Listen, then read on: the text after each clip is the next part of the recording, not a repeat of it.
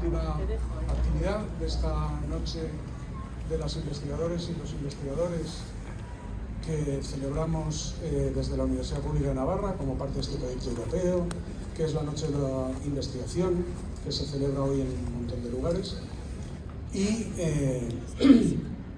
la actividad que tenemos ahora de cierre pues es Electrical Body, la mediación, que es una colaboración entre Dinamo Danza, una compañía de danza contemporánea, y la Universidad Pública de Navarra, encarnada en mí.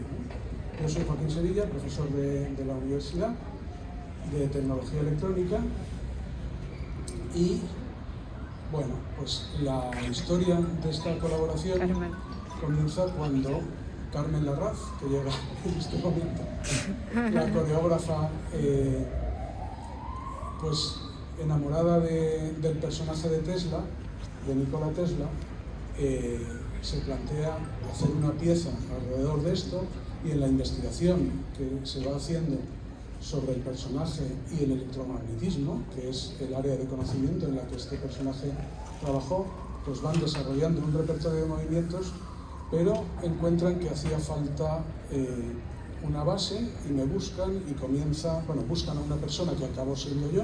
Entonces, pues a partir de ahí comienza una colaboración que dio lugar a la pieza Electrical Body, donde yo no digo nada, y la versión que vamos a ver comienza ahora, que es la mediación sobre Electrical Body, en la que explicamos, pues digamos, el proceso en el que van apareciendo las cosas.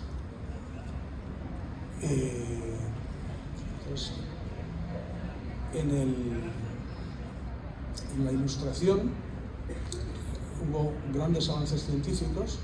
En particular, pues Newton descubrió el funcionamiento del arco iris, los colores que había detrás del arco iris, y ese conocimiento del mundo a los poetas románticos les resultó muy desagradable, a algunos de ellos, en particular a John Keats, que acuñó la frase destejer el arco iris para referirse a la idea de que ese conocimiento científico le quitaba belleza sensible a las cosas, en concreto, en particular en ese ejemplo, al arco iris.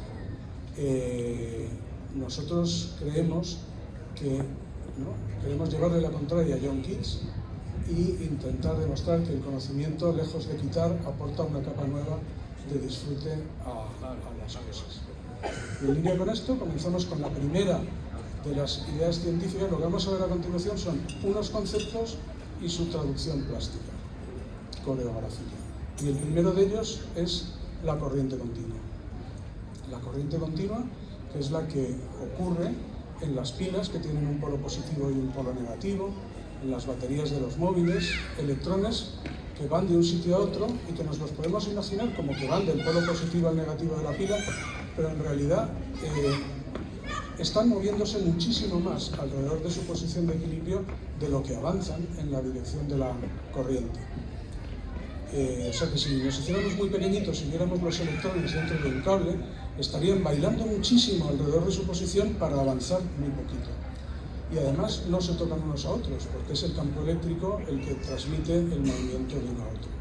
Lo mismo ocurre con la corriente, con la transmisión neuronal.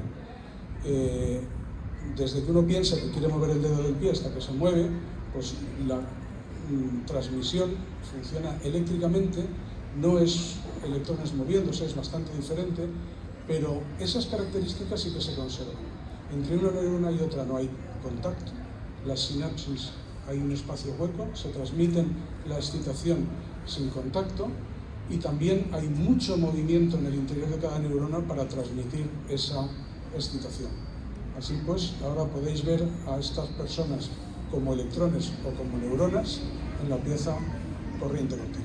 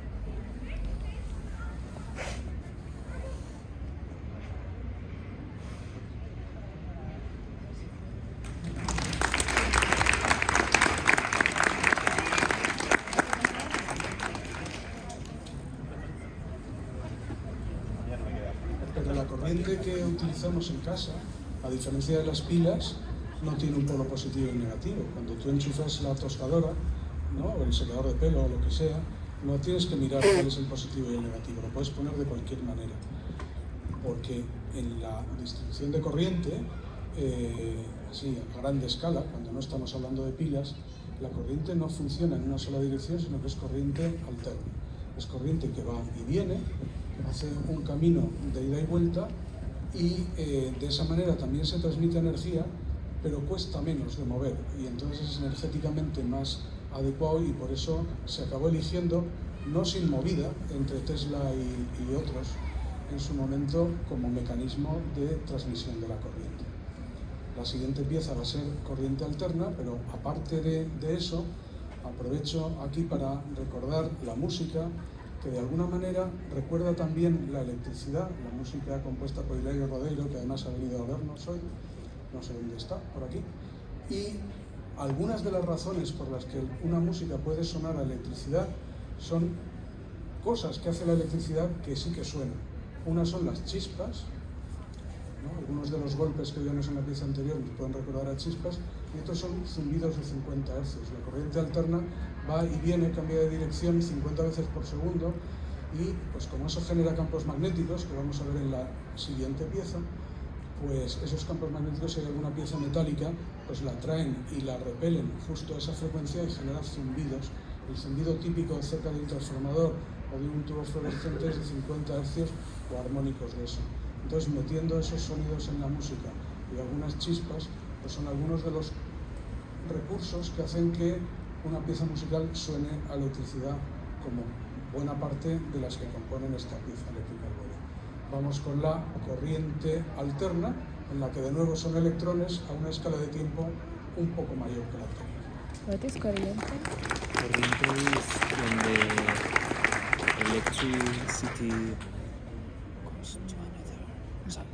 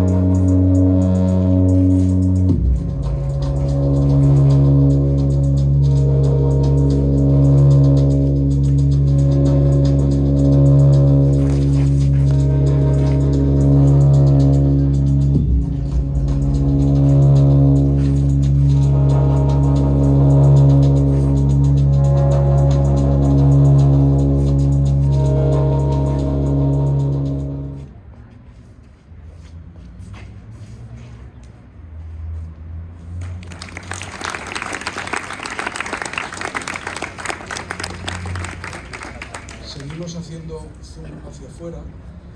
Si los electrones se ponen a dar vueltas por alguna razón, las corrientes eléctricas generan campos magnéticos y eso genera un campo magnético que produce atracción.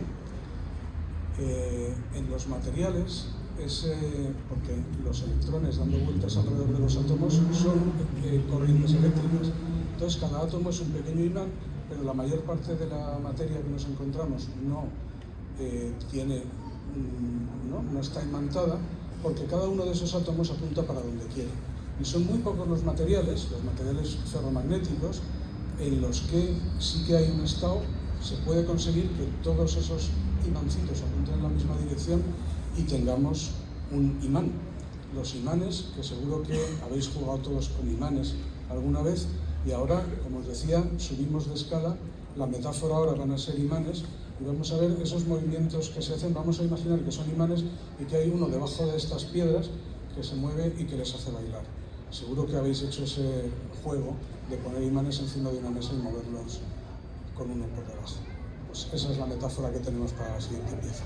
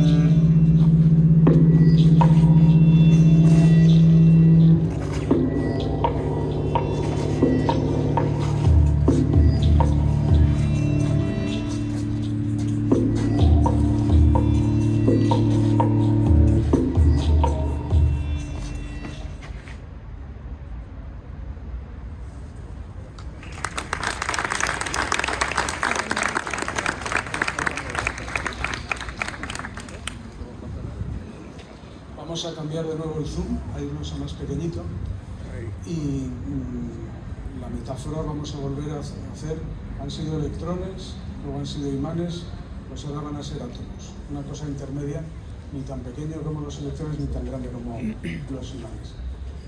La idea es los movimientos colectivos. Hasta ahora estábamos viendo movimientos más o menos individuales. Los materiales, cualquier objeto, pues está compuesto de átomos, y las características que hacen, o sea, la razón que hace que ese material sea sólido, líquido, gaseoso, tenga alta conductividad eléctrica, pues es lo unidos que están esos átomos entre sí. Si están muy fuertemente unidos, pues tendremos un sólido, y entonces pues tiene rigidez, una cierta rigidez, también se puede romper o doblar.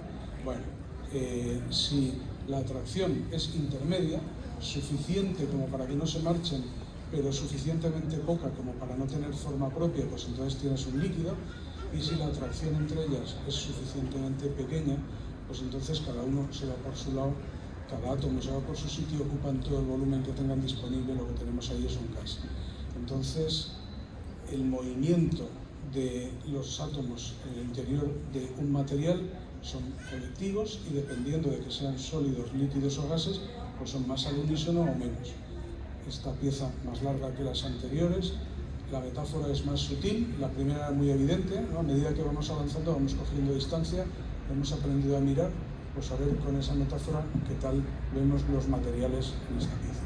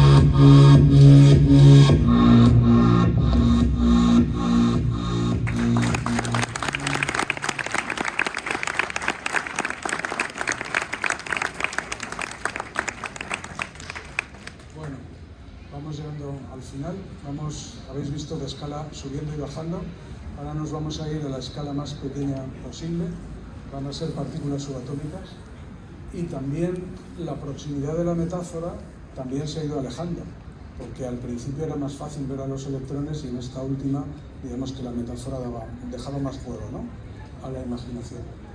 Lo que vamos a ver ahora es una de las obras de otro gran personaje del electromagnetismo, que no es Tesla, sino Feynman, que inventó una manera de representar las interacciones entre partículas subatómicas que tiene una plasticidad tremenda, porque en este caso no es una metáfora. Algunos de los diagramas de Feynman, y ahora vamos a hacer uno literal para verlo, no es que se interpreten, es que se representan tal cual se dibujan, ¿vale?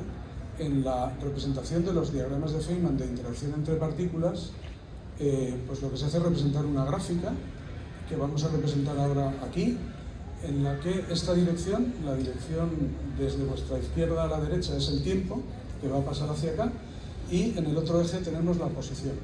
Entonces ahora tenemos aquí dos electrones que van a empezar a aproximarse, van a representar una interacción clásica, porque cuando lleguen a tocarse se repelen por la interacción electrostática y salen alejándose en el tiempo. Si en vez de electrones fueran positrones, la cosa funciona igual pero con el tiempo al revés. Entonces pues podemos volver a ver la misma interacción clásica hacia atrás. Pero la representación de la misma interacción desde el punto de vista cuántico, entonces tenemos lo mismo, solo que en vez de chocar y repelerse, lo que hacen es intercambiar un fotón virtual, que va a ser Carmen.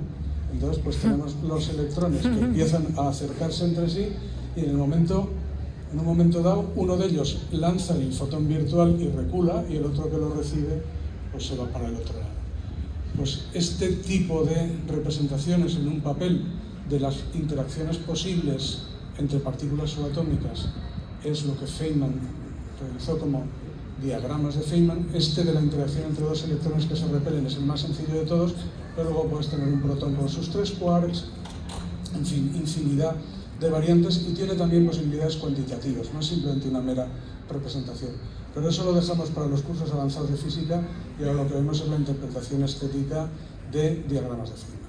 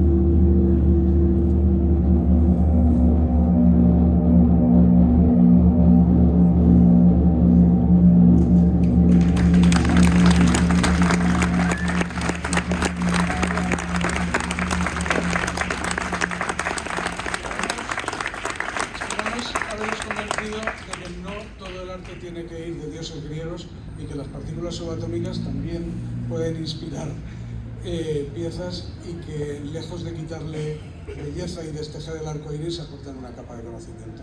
Pues esto era todo, muchísimas gracias.